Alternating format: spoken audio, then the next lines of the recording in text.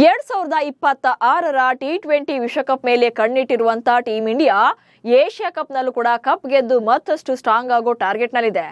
15 ಸದಸ್ಯರ ತಂಡದಲ್ಲಿ 7 ಆಟಗಾರರು ಚೊಚ್ಚಲ ಬಾರಿಗೆ ಈ ಟೂರ್ನಿಗೆ ಕಾಲಿಡ್ತಾ ಇದ್ದಾರೆ. ಉಳಿದವರು ಈಗಾಗಲೇ ಆಡಿರುವಂತ ಅನುಭವ ಇದೆ, ಹಾಗೆ ಟೈಟಲ್ಗಳನ್ನು ಕೂಡ ಗೆದ್ದಿದ್ದಾರೆ. ಪ್ರಸ್ತುತ ತಂಡಕ್ಕೆ ಸೆಲೆಕ್ಟ್ ಆಗಿರೋರ ಪೈಕಿ ಯಾರಿಗೆಲ್ಲ ಏಷ್ಯಾ ಕಪ್ನಲ್ಲಿ ಕಪ್ ಗೆದ್ದು ಬೀಗಿದ್ದಾರೆ ಅನ್ನೋದನ್ನ ಈ ವಿಡಿಯೋದಲ್ಲಿ ಹೇಳ್ತೇನೆ. ನಾನು ಶಾಂತ, ನೀವು ಸುದ್ದಿಯಾನದ ಸಬ್ಸ್ಕ್ರೈಬರ್ ಆಗೋದಕ್ಕೆ ಮರಿಬೇಡಿ. ಸೆಪ್ಟೆಂಬರ್ 9ರಿಂದ ಯುಎಇನಲ್ಲಿ ಆರಂಭವಾಗಲಿರುವಂತಹ ಏಷ್ಯಾ ಕಪ್ ಟೂರ್ನಿ ಈ ಸಲ ಟಿ20 ಮಾದರಿಯಲ್ಲಿ ನಡೀತಾ ಇದೆ. ಸೂರ್ಯಕುಮಾರ್ ಯಾದವ್ ಕ್ಯಾಪ್ಟನ್ ಆಗಿದ್ರೆ ಶುಭ್ಮನ್ ಗಿಲ್ ವೈಸ್ ಕ್ಯಾಪ್ಟನ್ ಆಗಿದ್ದಾರೆ. 15 ಸದಸ್ಯರ ಈ ತಂಡದಲ್ಲಿ 7 ಆಟಗಾರರು ಚೊಚ್ಚಲ ಬಾರಿಗೆ ಏಷ್ಯಾ ಕಪ್ ಟೂರ್ನಿಗೆ ಕಾಲಿಡ್ತಿದ್ದಾರೆ. ಸಂಜು ಸ್ಯಾಮ್ಸನ್, ಶಿವಮ್ ದುಬೆ, ಅಭಿಷೇಕ್ ಶರ್ಮಾ, ರಿಂಕು ಸಿಂಗ್, ಜಿತೇಶ್ ಶರ್ಮಾ, ಹರ್ಷಿತ್ ರಾಣಾ ಹಾಗೆ ವರುಣ್ ಚಕ್ರವರ್ತಿ ಇವರೆಲ್ಲರಿಗೂ ಕೂಡ ಇದೇ ಮೊದಲ ಬಾರಿಗೆ ಏಷ್ಯಾ ಕಪ್ ಪಂದ್ಯಾವಳಿಯಲ್ಲಿ ಭಾಗಿಯಾಗ್ತಿದ್ದಾರೆ. ಅದರಲ್ಲೂ ತಂಡಕ್ಕೆ ಸೆಲೆಕ್ಟ್ ಆಗಿರುವಂತ 6 ಆಟಗಾರರಿಗೆ ಆಲ್ರೆಡಿ ಏಷ್ಯಾ ಕಪ್ ಅನ್ನ ಗೆದ್ದಿರುವಂತ ಅನುಭವ ಇದೆ. ಗೆಲುವಿನ ಖುಷಿಯನ್ನು ಕೂಡ ಸಂಭ್ರಮಿಸಿದ್ದಾರೆ. 3 ಬಾರಿ ಕಪ್ಗೆ ಮುತ್ತಿಕ್ಕಿದ್ದಾರೆ ಬುಮ್ರಾ ಮತ್ತು ಕುಲ್ದೀಪ್. 2025ರ IPLಗೆ ಸೆಲೆಕ್ಟ್ ಆಗಿರುವಂತ ಆಟಗಾರರ ಪೈಕಿ 2 ಆಟಗಾರರು ಈಗ ಆಲ್ರೆಡಿ 3 ಸಲ ಏಷ್ಯಾ ಕಪ್ ಟ್ರೋಫಿಗೆ ಮುತ್ತಿಕ್ಕಿದ್ದಾರೆ. ಅದರಲ್ಲಿ ನಂಬರ್ 1 ಜಸ್ಪ್ರೀತ್ ಬುಮ್ರಾ.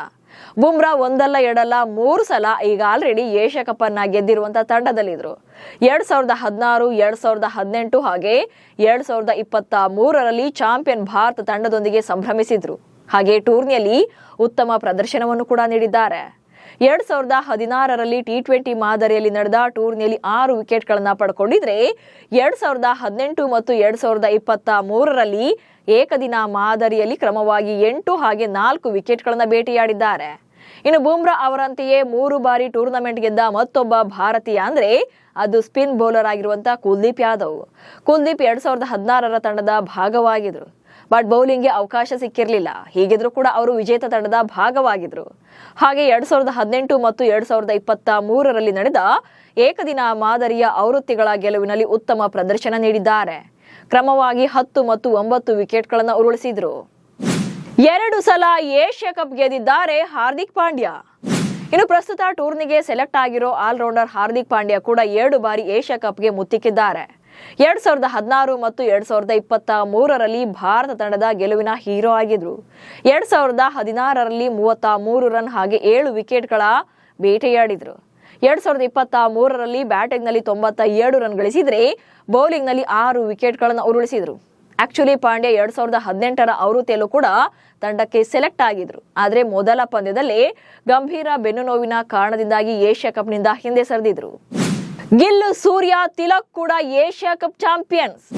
ಇಷ್ಟೇ ಅಲ್ಲದೆ ಈ ಬಾರಿ ತಂಡದ ನಾಯಕ ಸೂರ್ಯಕುಮಾರ್ ಯಾದವ್, ವೈಸ್ ಕ್ಯಾಪ್ಟನ್ ಶುಭ್ಮನ್ ಗಿಲ್ ಹಾಗೆ ತಿಲಕ್ ವರ್ಮಾ ಕೂಡ ಏಷ್ಯಾ ಕಪ್ ಚಾಂಪಿಯನ್ಗಳಾಗಿದ್ದಾರೆ. ಇದು ಭಾರತದ ಟಿ20 ತಂಡದ ನಾಯಕನ 3ನೇ ಏಷ್ಯಾ ಕಪ್ ಹಾಗೆ ಟಿ20 ಸ್ವರೂಪದಲ್ಲಿ 2ನೇಯದ್ದು. 2022ರ ಟೂರ್ನಮೆಂಟ್ ನಲ್ಲಿ ಸೂರ್ಯಕುಮಾರ್ ಯಾದವ್ ಆಡಿದ್ರೂ ಕೂಡ ಭಾರತ ಗೆದ್ದಿರಲಿಲ್ಲ.